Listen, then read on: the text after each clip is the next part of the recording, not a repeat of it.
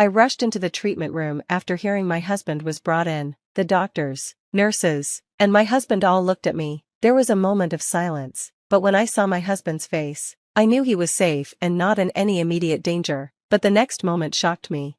My name is Tanya, and I'm a 30-year-old nurse. My husband, Steve, is 32 and works for the government. What drew me to him, unlike my past boyfriends, was how serious and responsible he seemed. Maybe it's because of my job as a nurse, but I've always found it easy to care for others. I enjoy helping people and making them feel supported. That's why helping out my past boyfriends, lending them money, or doing favors for them, became a regular thing for me, even when I knew I probably shouldn't.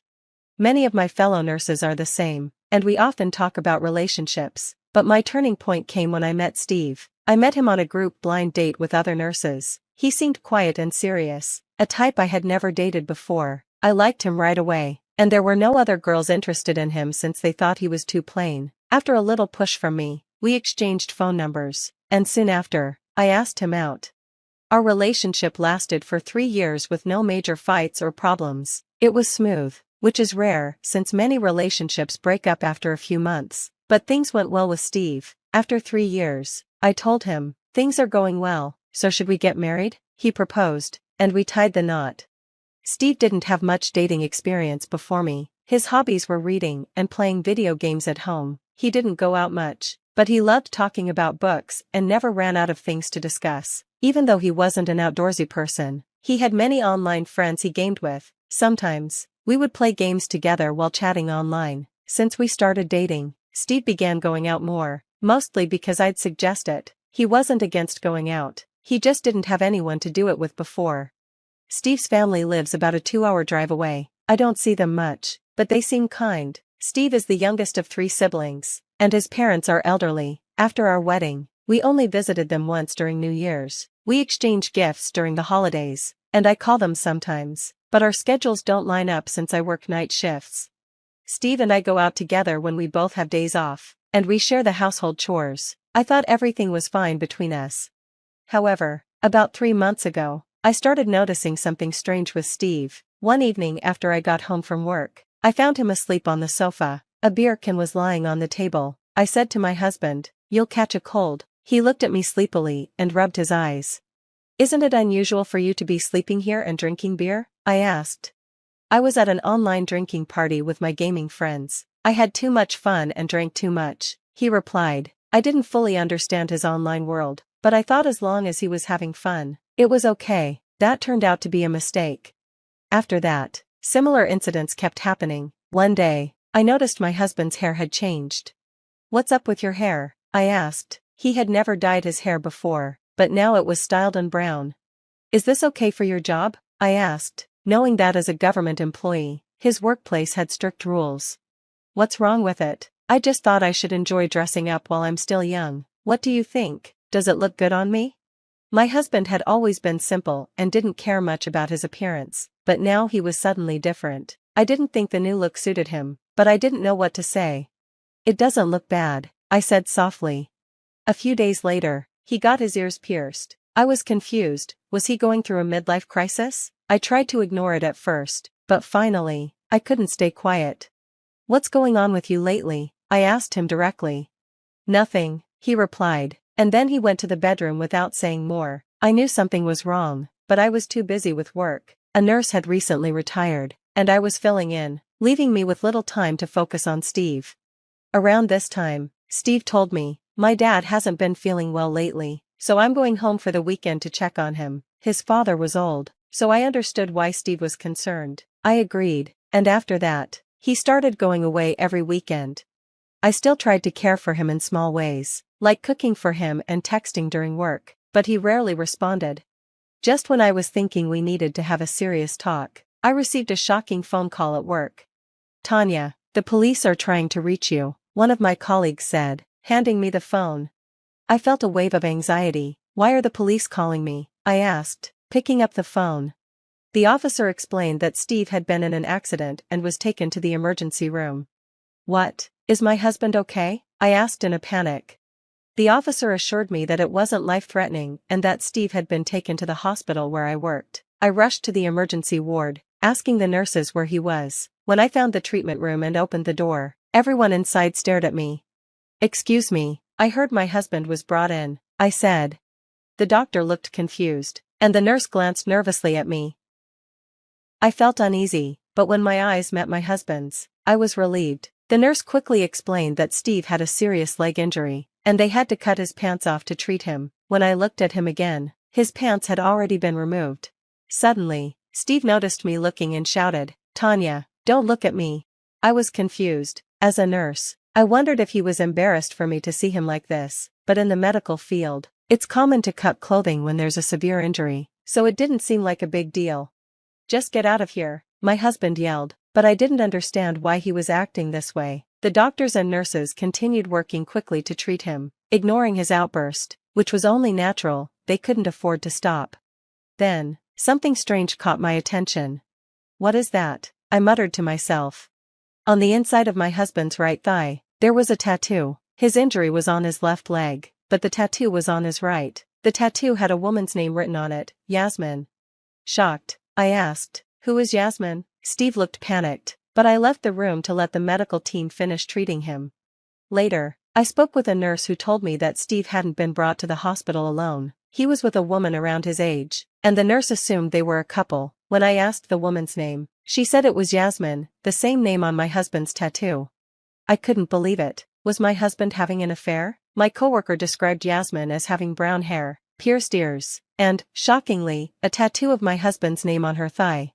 It was clear now, they were having an affair. But what kind of person tattoos their lover's name on their body? I thought to myself that this woman must be unstable. As I processed all of this, I remembered the call from the police. They had first tried to reach Steve's parents, but since they couldn't drive, they gave the police my contact information. This meant Steve's parents were likely worried, so I called my father-in-law. "Is Steve going to be okay?" my father-in-law asked, clearly concerned. I reassured him, saying Steve had been in an accident but wasn't in any life-threatening danger. Hearing this, my father-in-law sounded relieved. I then asked, "By the way, Dad, are you feeling better?" My father-in-law was confused. He had no idea what I was talking about. I explained, "Steve said you weren't feeling well, and that's why he's been going to take care of you every weekend." My father-in-law was shocked. "I've been perfectly fine," he said. It was then that I realized Steve had been lying to me all along. My father-in-law was in good health, so where had my husband been going every weekend? If Steve wasn't going to his parents' house, then he must have been going to meet the woman he was having an affair with, but I had no proof. After my shift, I went home without visiting Steve, who was staying in the hospital for treatment. Once I was home, I searched through his belongings.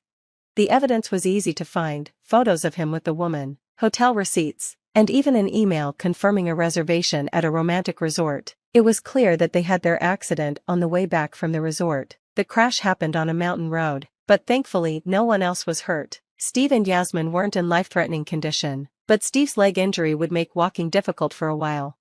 Normally, I should have been worried about my husband's condition as his wife, but I didn't feel that way anymore. I couldn't believe he had lied about visiting his parents and instead used that excuse to cover up his affair. I wondered if his sudden changes, like dyeing his hair and getting his ears pierced, were influenced by this woman. I spoke to a nurse I trusted and asked her to refer me to a good divorce lawyer.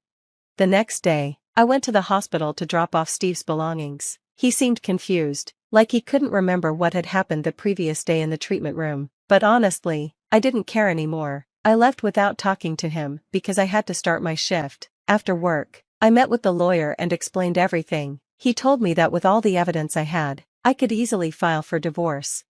All I wanted was to get divorced as quickly as possible. I couldn't imagine living with him again after the betrayal. My anger was much stronger than any sadness I felt. I found a new place to live and moved out, leaving only Steve's belongings behind in the house. I decided to wait until he was discharged from the hospital before finalizing the divorce. I didn't want any issues since he was in the hospital where I worked.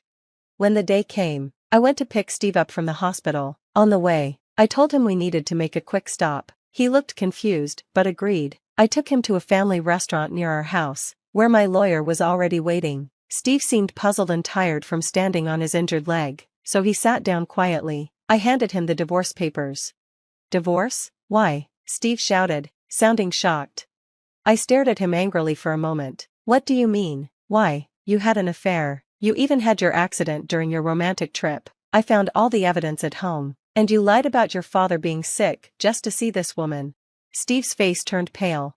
Do you think I'm naive? I continued. Yasmin, the woman you cheated with, is already out of the hospital. Her injuries weren't as bad as yours. I can't believe she was brought to the same hospital where I work. I smiled bitterly, and Steve looked even paler. You will pay for the pain you've caused me, I said, pushing the divorce papers and a pen toward him. He didn't pick up the pen. Is it just your leg that's injured, or have you lost the use of your hand too? I said sarcastically. He finally picked up the pen but wouldn't sign. He just stared at the papers. Why don't you sign? Are you afraid of starting over? Do you think this was just a game? I pressed him. He froze, as if I had hit a nerve. I glared at him coldly. You're kidding, right? I can't stay with a man who has his mistress's name tattooed on his body, I said. Steve looked at me, shocked. What are you talking about? He stammered. Maybe he was trying to play dumb, but I wasn't falling for it anymore. You really don't remember? I asked Steve. I was there when you were rushed to the emergency room. You were yelling at me not to look. Suddenly, Steve's face changed. Sound familiar? I saw the tattoo on your thigh, the one with Yasmin's name. What kind of man tattoos his mistress's name on his body? Steve was stunned, speechless. No, it's not what you think, he mumbled. I just sighed. My husband, with his dyed hair, pierced ears, and now a tattoo of the woman he cheated on me with. It was too much. If you wanted to be with her, you should have waited until after the divorce, I told him. While Steve was still in the hospital, I actually met Yasmin. It wasn't planned, we just bumped into each other. She was lost, looking for the gift shop, and asked me for directions. I pointed her to the shop and said, Oh, and you're Yasmin, right? My husband is Steve. Her face went pale, and she hurried away, way faster than someone who was supposedly injured. I couldn't help but call after her. Please don't run in the hospital. It was clear she was more embarrassed than I was. She probably knew I worked here, but never expected to bump into me like that. Later, I asked Steve if Yasmin had dumped him. He hadn't expected me to find out about the affair and seemed desperate to stay married, thinking he could avoid paying alimony. I couldn't believe he thought he wouldn't get caught with her name tattooed on his body. Nurses have a knack for attracting the wrong guys. I guess, when I married Steve, I thought he was different, serious, loyal, but getting a tattoo of the woman he cheated on me with? That was just the worst. I decided to leave everything to the lawyers. I had already moved out, so I told Steve he'd have to find his own way home from the hospital. Goodbye, I said, leaving him there looking pitiful, his mouth hanging open. He'd be stuck with a leg injury for a while, but honestly, he deserved it. The divorce went smoothly. I even got alimony, which left Steve broke and bankrupt. Not only that, but he also found out Yasmin was married to one of his colleagues at work. To make things even more awkward, her husband was one of Steve's online gaming buddies. Her husband filed for alimony too, and Steve had to quit his job as the scandal spread. I didn't care about the rumors or whether Steve kept his job. After the divorce was finalized, Steve's parents reached out to me, furious at what happened. When I explained everything, they apologized and promised to never let Steve hurt me again. Word got around among my coworkers, and they all laughed about it. Now, I laugh about it too. I live alone now, free to do whatever I want, and I'm happier than ever.